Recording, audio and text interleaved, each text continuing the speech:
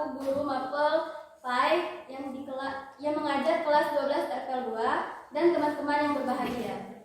Pertama-tama perkenalkan, nama saya Dita Fitriana. Di sini saya bertugas sebagai moderator di dalam diskusi materi bab 2, yaitu meyakini kode dan kodar melahirkan semangat bekerja. Adapun anggota kelompok kami yaitu ada, perkenalkan, nama saya Repa di BBJK, saya sebagai pembaca materi. Saya Cindy Pitikasari, saya juga sebagai pembaca materi. Saya Reno Falker Putra sebagai pembaca materi. Saya Roni Liani sebagai pencatat pertanyaan dari audien. Perkenalkan, saya Dimas Fadul Rahman sebagai pencari jawaban.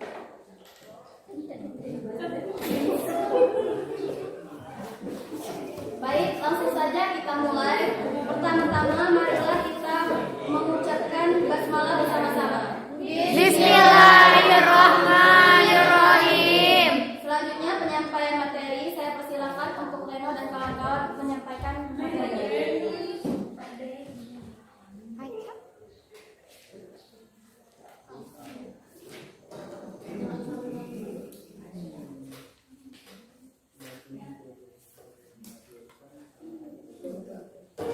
Meyakini kodo dan kodar melahirkan semangat bekerja.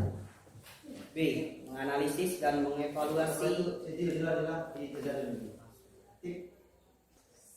Assalamualaikum warahmatullahi wabarakatuh. Waalaikumsalam warahmatullahi wabarakatuh. Perkenalkan, nama saya Reno Falker Putra. Di sini saya akan menjelaskan tentang meyakini kodo dan kodar. 1. Pengertian kodo dan kodar. Kodo adalah segala sesuatu yang Allah Subhanahu wa Ta'ala wujudkan atau adakan atau berlakukan sesuai dengan ilmu dan kehendaknya. Sebagian ulama yang lain justru menerapkan definisi di atas secara terbaik, yakni definisi kodo dan kodar ditukar. Adapun pengertian kodar menurut bahasa adalah memberi kadar, aturan atau ketentuan. Menurut istilah berarti ketetapan Allah Subhanahu wa Ta'ala terhadap seluruh makhluknya tentang segala sesuatu. Imam kodo dan kodar artinya percaya dan yakin dengan sepenuh hati bahwa Allah Subhanahu wa Ta'ala telah menentukan segala sesuatu bagi makhluknya. Menurut Yasin, imam kepada kodo dan kodar adalah mengimani adanya ilmu Allah Subhanahu wa Ta'ala yang qadim dan mengimani adanya kehendak Allah Subhanahu wa Ta'ala yang berlaku serta kekuasaannya yang menyeluruh. Imam kepada kodo dan kodar meliputi 4 prinsip sebagai berikut. A. Iman kepada ilmu Allah Subhanahu wa Ta'ala yang qadim atau tidak berpermulaan, dan dia mengetahui perbuatan manusia sebelum mereka melakukannya. B. Imam bahwa semua qadar Allah Subhanahu wa Ta'ala telah tertulis di Lauhul Mahfuz. C. Imam kepada adanya kehendak Allah yang berlaku dan kekuasaannya yang bersifat menyeluruh. D. Iman bahwa Allah Subhanahu wa Ta'ala adalah zat yang mewujudkan makhluk. Allah adalah sang pencipta, yang lain adalah makhluk. Kodo dan kodar biasanya disebut dengan satu kata, yaitu takdir. Bagi manusia, makhluk lain, adanya pandangan takdir baik dan buruk, tetapi dalam pandangan Allah, semua takdir itu baik. Karena keburukan tidak dinisbatkan kepada Allah, ilmu Allah, kehendaknya, catatannya, dan penciptaannya. Semua itu adalah kebijaksanaan, keadilan, kasih sayang, dan kebaikan. Berikutnya akan dibahas oleh teman saya. Baik, Assalamualaikum warahmatullahi wabarakatuh. Waalaikumsalam warahmatullahi wabarakatuh. Di sini saya akan melanjutkan penjelasan dari teman saya Reno, yaitu bagian yang berjudul kaitan antara beriman kepada kodok dan kodar Allah SWT dengan sikap optimis, berikhtiar, dan bertawakal.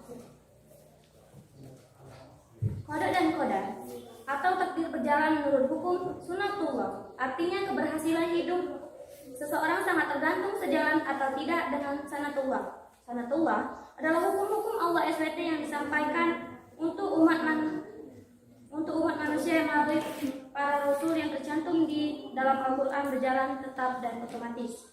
Misalnya, malas belajar akibat bodoh, tidak mau bekerja atau miskin, menyentuh api, merasakan panas, menanam benih akan tumbuh, dan lain-lain.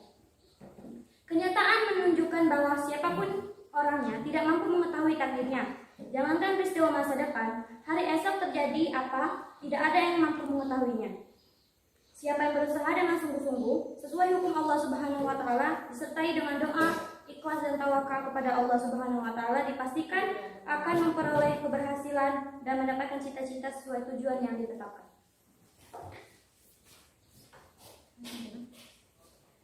Berkaitan dengan makna beriman kepada qada dan qadar dapat diketahui dengan nasib manusia yang ditemukan oleh Allah Subhanahu wa taala. Janganlah sesekali menjadikan takdir itu sebagai alasan untuk malas berusaha dan berbuat kejahatan. Pernah terjadi pada zaman Khalifah Umar bin Khattab, seorang mencuri tertangkap dan dibawa ke hadapan Khalifah Umar. "Mengapa engkau mencuri?" tanya Khalifah. Pencuri itu menjawab, "Memang Allah Subhanahu wa taala sudah mentakdirkannya menjadi sebagai seorang pencuri." Mendengar jawaban demikian, Khalifah Umar marah lalu berkata, "Pukul saja orang ini dengan cemeti. Setelah itu, potonglah tangannya." Para sahabat lain bertanya, "Mengapa hukumannya diberatkan?" Khalifah Umar menjawab, "Itulah setimpal, ia wajib dipotong tangannya sebab mencuri dan wajib dipukul karena berdusta atas nama Allah Subhanahu wa taala." Beriman kepada takdir selalu terkait dengan 4 hal yang selalu berhubungan dan tidak bisa dipisahkan. Keempat itu adalah sikap optimis terhadap takdir terbaik Allah Subhanahu wa taala sebagai berikut. 1. Sikap optimis terhadap takdir Allah terbaik. 2. Ikhtiar. 3. Doa, dan 4. Tawakal. Baik, yang selanjutnya akan dilanjutkan oleh teman saya. Terima kasih. Baiklah, terima kasih.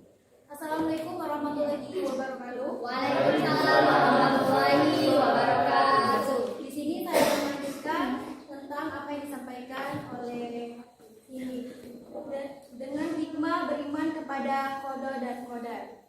Yang pertama, semakin meyakini bahwa segala sesuatu yang terjadi di alam ini tidak lepas dari sunatullah. Yang kedua, semakin termotivasi untuk senantiasa berikhtiar atau berusaha lebih giat lagi dalam mengejar cita-citanya. Yang ketiga, meningkatkan keyakinan akan pentingnya peran doa bagi keberhasilan sebuah usaha. Dan yang keempat, meningkatkan optimisme dalam menatap masa depan dengan ikhtiar yang sungguh-sungguh. 5. Meningkatkan kekebalan jiwa dalam menghadapi segala rintangan dalam usaha sehingga tidak berputus asa ketika mengalami kegagalan. Yang keenam, menyadarkan manusia bahwa dalam kehidupan ini dibatasi oleh yang tujuannya untuk kebaikan manusia itu sendiri. Bersikap optimis, ikhtiar dan tawakal sebagai implementasi beriman kepada qada dan qadar Allah SWT. Itu saja. Assalamualaikum warahmatullahi wabarakatuh. Waalaikumsalam warahmatullahi wabarakatuh. Baik, itulah tadi penyampaian materi dari kelompok kami. Dan yang selanjutnya memasuki sesi tanya jawab. Bagi teman-teman yang ingin bertanya, kami persilakan dengan satu syarat dengan cara tertib. Terima kasih.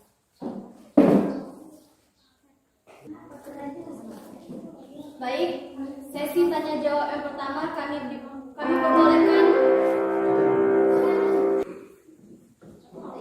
Baik, di sesi tanya jawab yang pertama kami buka 3 pertanyaan. Bagi teman-teman yang ingin bertanya, dipersilakan. Assalamualaikum warahmatullahi wabarakatuh. Waalaikumsalam warahmatullahi wabarakatuh. Perkenalkan, nama saya Selvia Helen. Saya berasal dari perwakilan kelompok 3. Di sini saya ingin menanyakan sesuatu yang terjadi di alam ini tidak lepas dari sunatullah. Jelaskan apa itu sunatullah? Ya, terima kasih. Perkenalkan, nama saya Jumarina. Saya perwakilan dari kelompok 3 ingin bertanya. Ceritakan secara singkat zaman azali atau yang disebut zaman kodam. Terima kasih.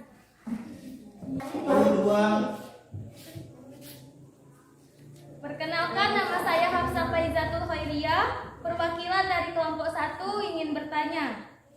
Iman kepada qada dan qadar merupakan salah satu rukun iman. Seorang muslim tidak sempurna dan seimannya kecuali beriman kepada qada dan qadar Allah Subhanahu wa taala.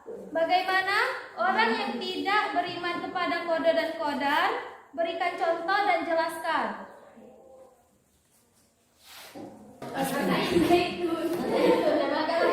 Baiklah, terima kasih kepada teman-teman yang sudah memberikan kami pertanyaan. Sekarang berikan kami waktu untuk mencari jawabannya.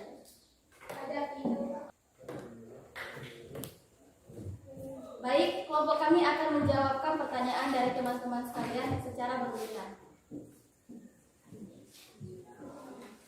Assalamualaikum warahmatullahi wabarakatuh. Waalaikumsalam warahmatullahi wabarakatuh. Perkenalkan, saya Dimas Rahman. Saya akan menjawab pertanyaan dari Selvia Helen, yaitu jelaskan apa itu sunnatullah. Sunnatullah adalah hukum-hukum Allah Subhanahu wa taala. Artinya segala sesuatu yang berjalan menurut hukum, kekuatan, ukuran, sebab dan akibat yang telah digariskan oleh Allah.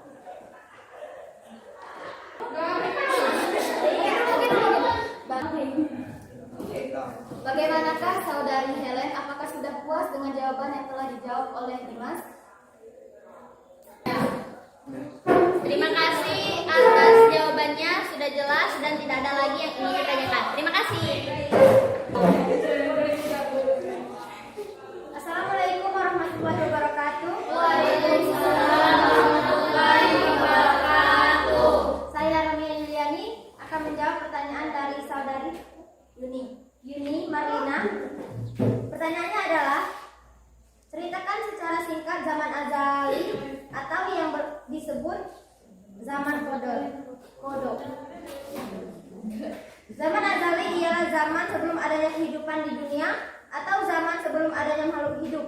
Pada saat itulah ketetapan Allah diberlakukan atas kehendaknya untuk seluruh makhluknya dan alam semesta.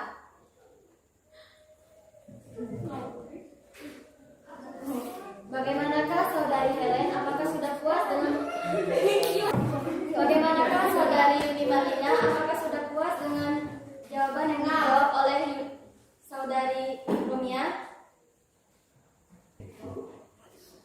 Terima kasih atas jawabannya, saya rasa sudah jelas. Terima kasih. Baik, Assalamualaikum warahmatullahi wabarakatuh. Waalaikumsalam warahmatullahi wabarakatuh.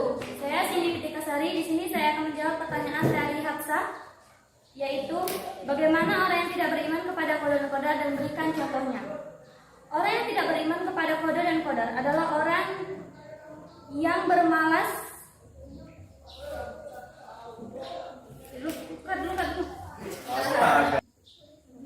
Assalamualaikum warahmatullahi wabarakatuh. Waalaikumsalam warahmatullahi wabarakatuh. Di sini saya akan menjawab pertanyaan dari Hafsah Faizatul Khairiyah, yaitu bagaimana orang yang tidak beriman kepada qada dan qadar dan berikan contohnya. Orang yang tidak beriman kepada qada dan qadar adalah orang yang menjadikan takdir itu sebagai alasan untuk bermalas-malasan dan berbuat kejahatan. Contohnya adalah ada seorang pencuri yang menjawab bahwa memang Allah lah sudah menakdirkannya menjadi seorang pencuri. Hukumannya itu sangat berat karena berdosa atas nama Allah Subhanahu wa taala. Terima kasih. Contohnya adalah misalnya malas belajar berakibat bodoh, tidak mau bekerja akan miskin, menyentuh api merasakan panas, menanam benih akan tumbuh, dan lain-lain. Bagaimanakah saudari Hafsah? Apakah sudah puas dengan jawaban yang sudah dijawab oleh Cindy?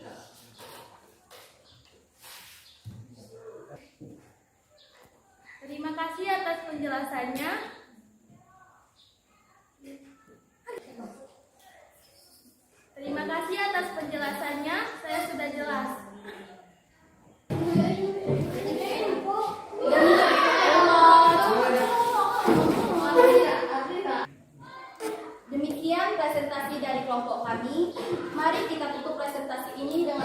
mengucapkan hamdalah.